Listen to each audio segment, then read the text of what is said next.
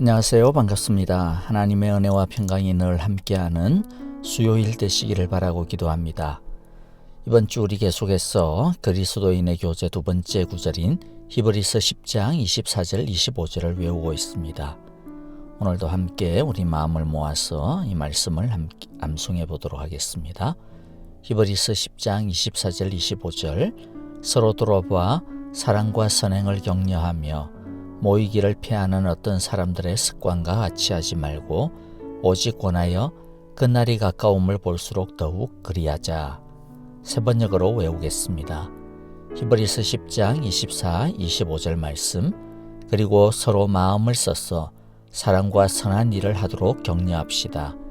어떤 사람들의 습관처럼 우리는 모이기를 그만하지 말고 서로 격려하여 그날이 가까워 오는 것을 볼수록 더욱 힘써 모입시다. 아멘. 함께 찬양을 드리겠는데요. 먼저 그 나라와 그 의를 구하라. 우리 함께 믿음으로 고백하며 찬양하겠습니다. 먼저 그 나라와 의를 구하라.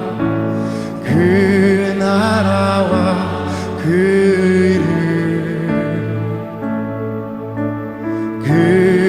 그리하면 이 모든 것을 너희에게 더하시리. 사람이 떡으로만 살 것 아니요 오직 하나님 말씀으로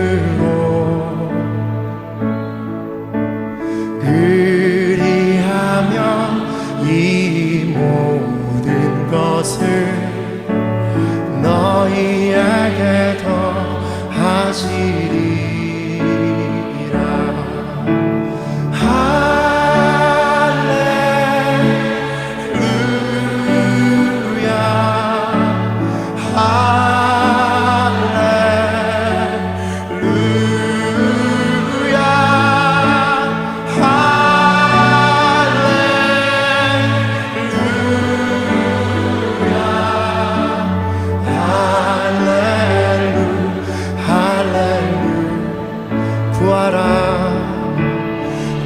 구하라 그리하면 주실 것이요 찾으라 찾을 것이요 두드리라 문이 열릴 것이니 할렐루야. 우리 한 번 더 구하라 그리하면 주실 것이요 찾으라 찾을 것이요 두드리라 문이 열릴 것이니 찬양 할렐루야 할렐루야.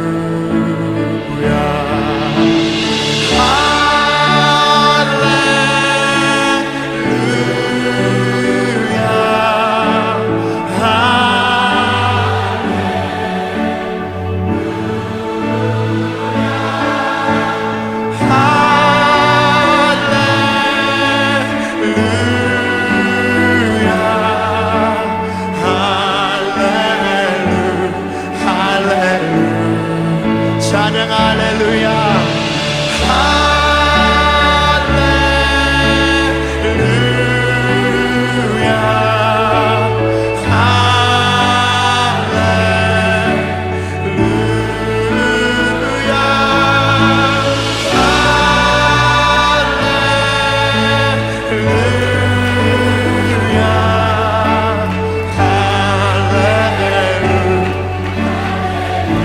주인 되신 하나님 앞에서 할렐루야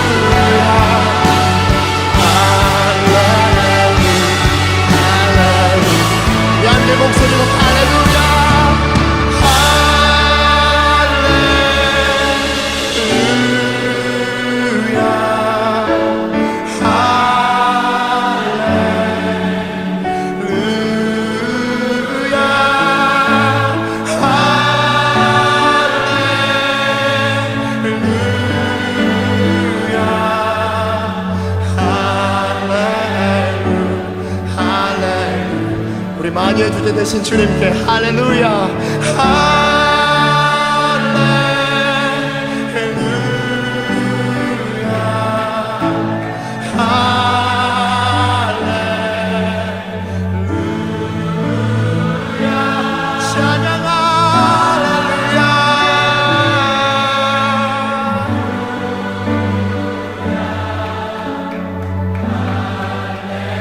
우리 다시 한번 주님께 순종합니다. 순복합니다. 나 영혼아 주께 할렐루야.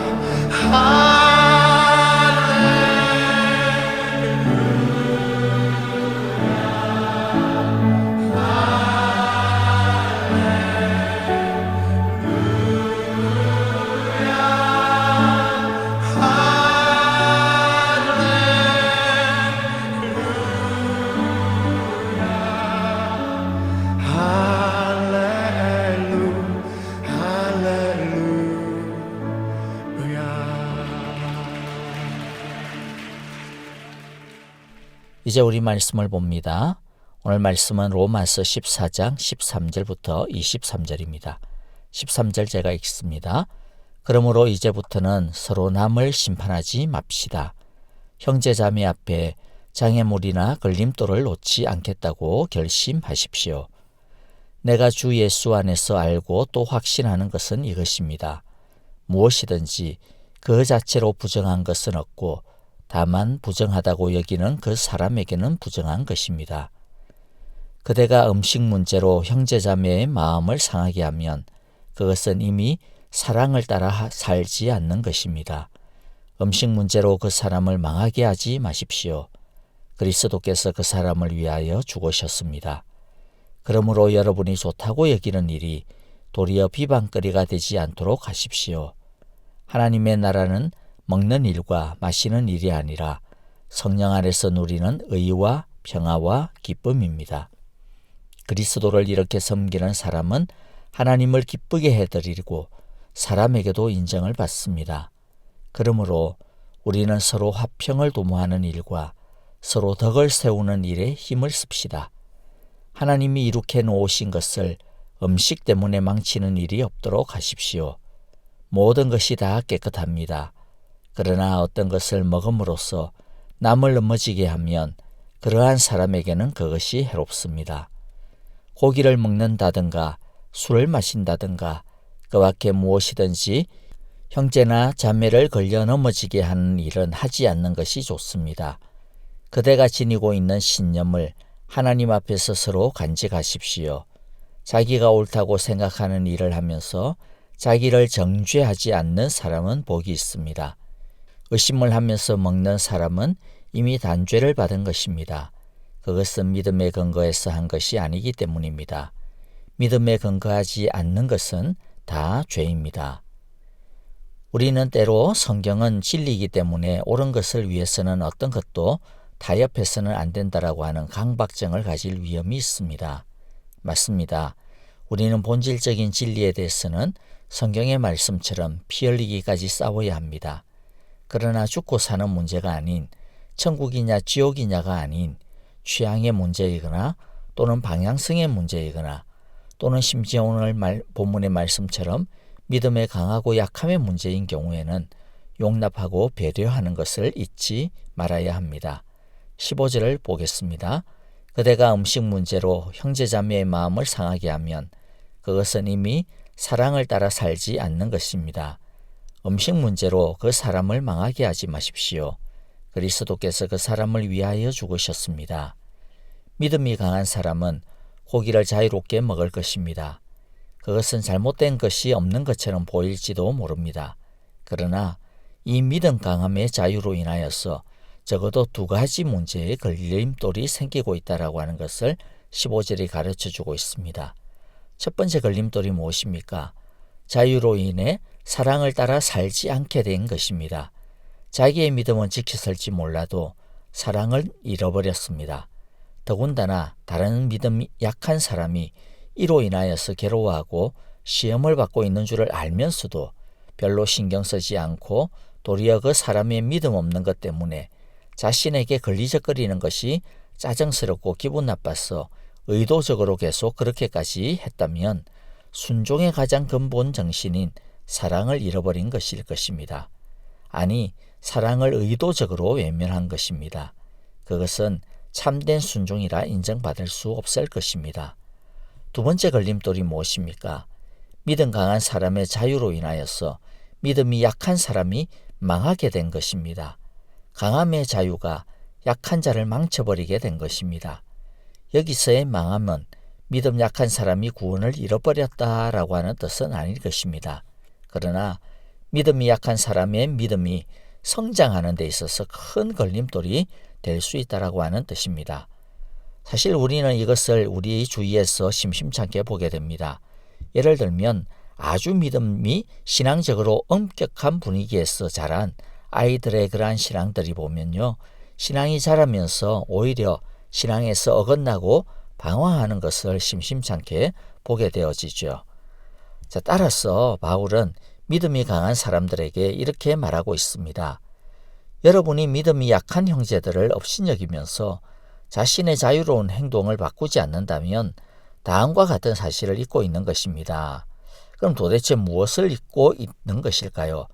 첫 번째 잊고 있는 것은 예수님께서 바로 그 연약한 사람을 위해 대신 죽으셨다라고 하는 것을 잊고 있다라는 것이죠. 15절 끝부분에서 그리스도께서 그 사람을 위하여 죽으셨습니다 라고 말씀하셨습니다. 즉 예수님이 대신 죽으신 그 형제에게 믿음 강한 사람이 자신도 모르는 사이에 상처를 주고 있다라고 하는 뜻입니다. 바울은 예수님이 믿음 강한 사람만을 위해서가 아니라 믿음이 약한 형제를 위해서도 목숨을 지불하였음을 상기시킵니다.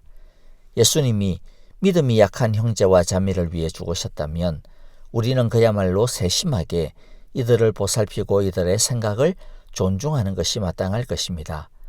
두 번째 잊고 있는 것은 그리스도인의 삶에 있어서 가장 중요한 것에 대해서 잊어버리고 있다라는 것이죠.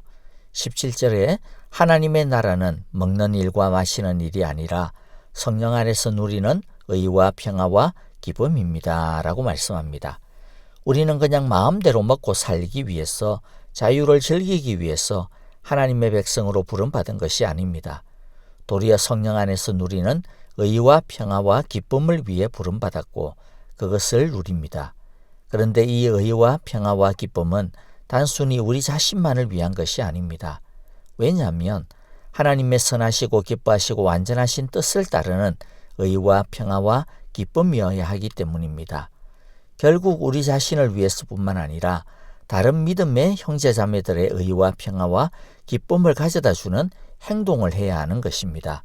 그러므로 믿음이 강한 사람의 행동을 이끄는 원리가 무엇입니까? 이것을 통해서 복음 안에서 얻은 나의 자유를 어떻게 내가 누릴 수 있을까? 그것이 아니라 내 형제와 화평하고 그를 세우고 의롭게 하는 일이 무엇일까? 그것을 위해서 나의 자유를 어떻게 사용할까 하는 것이 되어야 합니다. 19절에 이것을 분명히 지적하고 있습니다. 그러므로 우리는 서로 화평을 도모하는 일과 서로 덕을 세우는 일에 힘을 씁시다. 자, 우리가 무엇에 힘을 써야 된다고요? 서로 화평을 도모하는 것과 덕을 세우는 것에 힘을 써야 됩니다. 자, 그런데 이제 이 정도로 이야기하면 이런 걱정과 의구심들이 들 수밖에 없습니다. 아니, 그러면 맨날 믿음이 약한 사람들의 눈치만 보고 살아야 되나? 그 사람들의 수준에만 맞추어서 살다 보면 그러면 하나님의 수준이 아니라 그 사람이 우리의 또 하나님 되는 거 아니야? 그런 생각이 들 수도 있고요. 또 아니 믿음 약한 사람들이 꼬장을 부려가지고 계속 그러면 뒷다리 걸고 있으면 계속 그것도 봐줘야 되나? 그런 생각이 들죠. 충분히 이런 걱정이 이해가 됩니다. 자, 여러분, 그런데요, 먼저 눈치를 보라는 뜻이 아닙니다. 배려하라는 뜻입니다. 용납하고 받아준다라고 하는 것은 그냥 내버려 둔다라고 하는 뜻이 아닙니다. 받아준다라고 하는 것은 배척하는 것이 아니라 믿음이 약해도 부족해도 환영한다라고 하는 뜻입니다. 같이 간다라고 하는 뜻입니다. 믿음이 약한 사람을 환영하고 같이 가는 것은 우리의 믿음의 수준과 기준을 퇴보시키는 의미가 아닙니다. 어떻게 하면 그들의 믿음도 성장시킬까 하는 배려입니다. 성장시키되 그냥 막 억지로 끌고 막 목을 쪼고 그렇게 되어지면 성장이 아니라 도리어 튕겨나갈 수 있잖아요. 그래서 함께 배려하면서 같이 그들을 도우면서 성장시키는 것을 이야기합니다. 그래서 그들의 믿음을 성장시키기 위해 먼저 필요한 것이 그들의 연약함을 이해하고 받아주는 것이죠.